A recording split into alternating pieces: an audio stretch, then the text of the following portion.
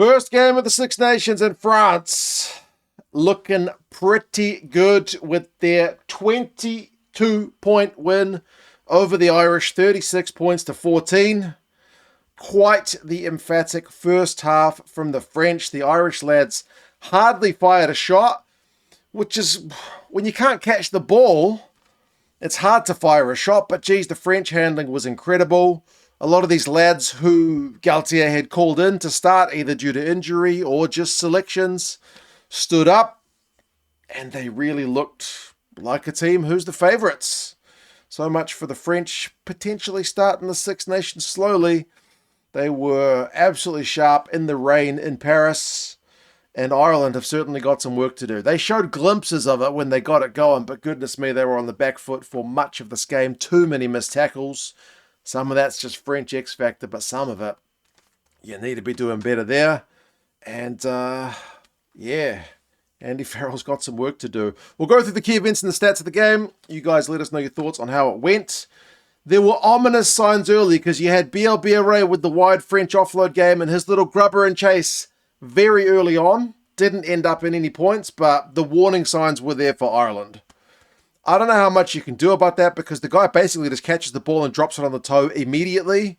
So you can't really touch the guy. It's difficult, but as I said, the warning signs were there. Ireland did not only defend for the opening period. Jamie Osborne, his first game of any rugby in a while, kicked a really sweet 50-22, gave the Irish a chance to, put the French under a bit of pressure, but they knocked it on, which would be something of a familiar story in the first half in particular in this game. And then 12 minutes, 13 minutes, BLBRA gets the first try of the game. Who had him as first try scorer of the Six Nations 2026? He was certainly the favourite for it, and he gets it. Kicks both ways. I mean, in the rain, there was a lot of kicking early, in general in the game, but Prendergast that Sam has to kind of hoof it long. He doesn't even get a chance to catch the ball, just volleys it. Long, the French, Mofana, puts BLBRA on the kick return down the sideline. He beats Gibson Park, does BLBRA. He beats Sam Prendergast, and he beats the cover tackle. So, yeah, too much gas. 7 points to 0 for the French, and they probably should have had a second not too long later. They had all kinds of pressure on the Irish. They had attacking scrum. They had attacking line-out. They had a quick tap from a penalty. They couldn't quite score, but for an offload, which ended up going to Sam Prendergast. And then they almost fluffed their lines, the Irish guys, in their own in-goal area, but ended up getting tackled in their in-goal area.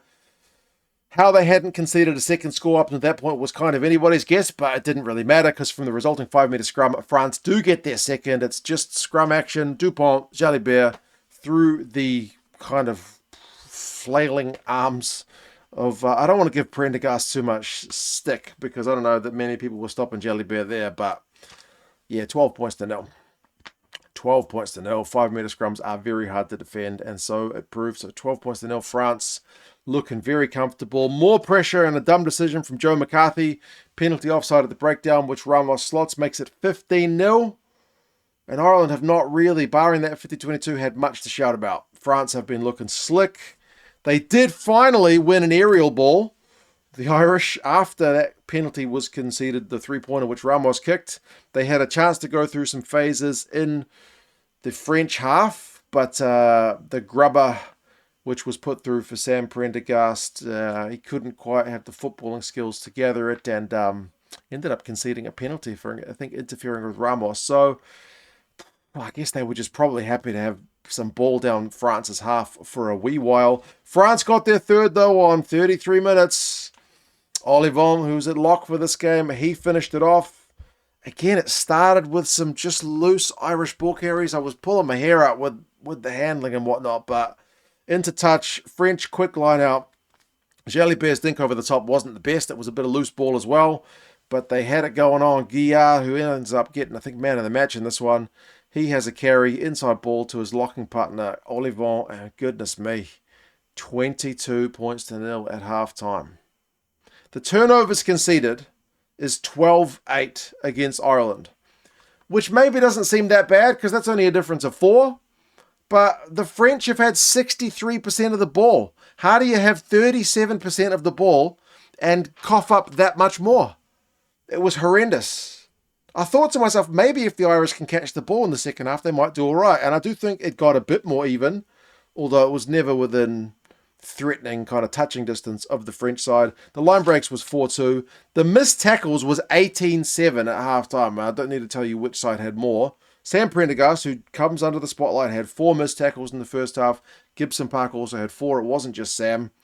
So, I mean, Gibson Park got bumped off a couple of times, but he's never going to be winning any kind of physical stature battles in terms of the guys he is trying to tackle. But yeah, Guillard had already won 2 turnovers by that point, and he was France's top tackler. He was unbelievable. Second half, they got an unbelievable try. The French, it's the bonus point. It was such a slick one. It's probably my favourite try of the game. Dupont, the dink over for Ramos. He also decides not to catch the ball and just kick it on a volley.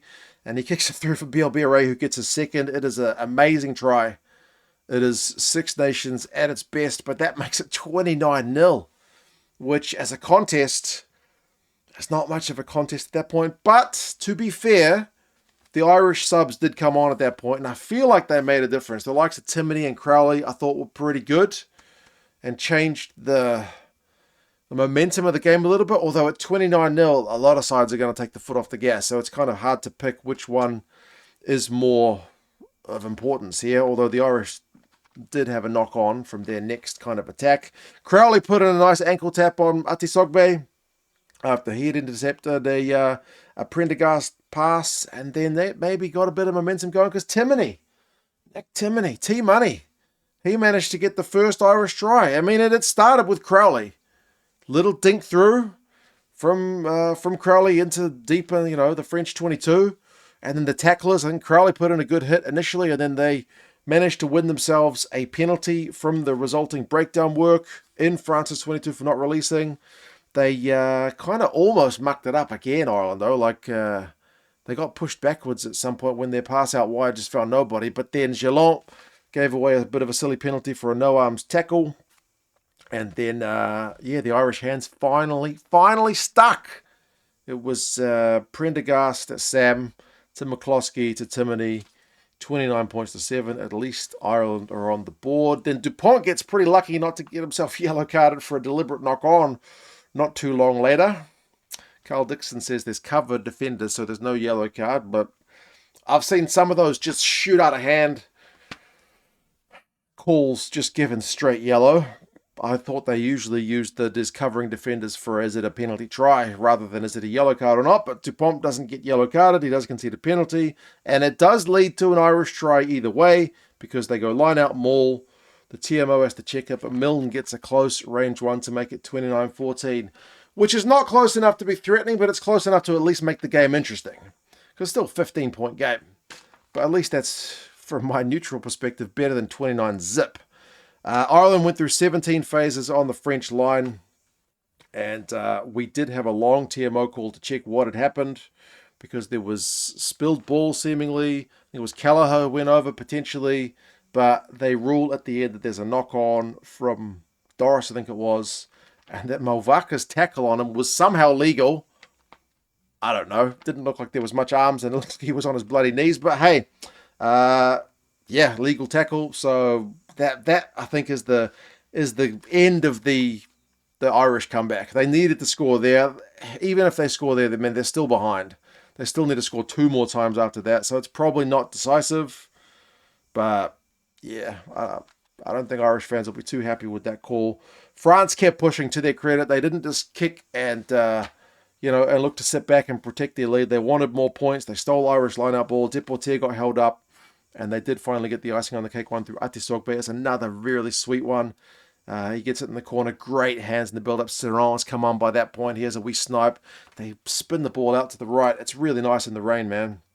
And Atisogbe to get round the cover to score the try is a beaut of a try. So 36 points to 14. France are really deserved winners in this one. The line breaks is 13-5, which is sickening if you're an Irish fan, but beautiful if you're French.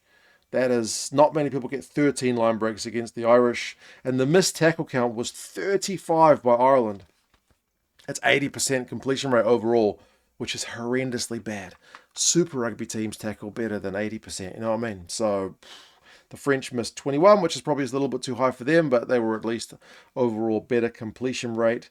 Kicks from hand was 39 each, which makes sense because it was wet. There was a fair bit of kicking in the turnover.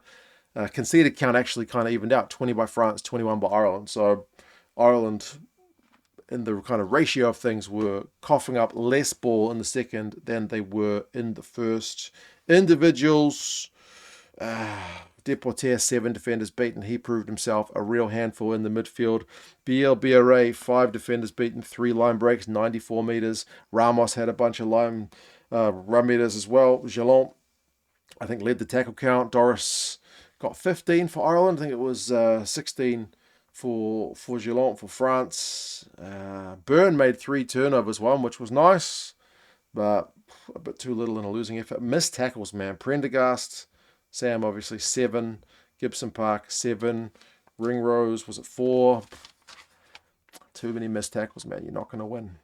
You're not going to win if you can't make your tackles. But, yep, we'll see how the next round of fixtures go for both these sides. But it is certainly a cracking start for the French. Bonus point win over Ireland, and Ireland, definitely a bit of work to do. You guys let us know your thoughts on the game. Subscribe to the channel if you haven't done so already, and I'll talk to you guys again soon. See you later.